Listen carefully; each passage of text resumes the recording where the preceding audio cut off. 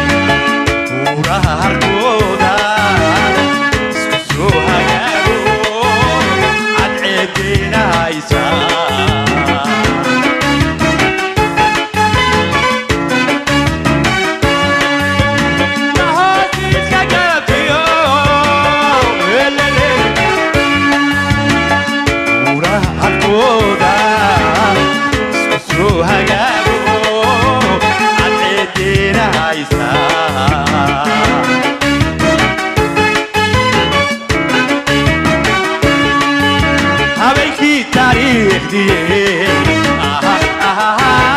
مالتي لا دي هات ساعتين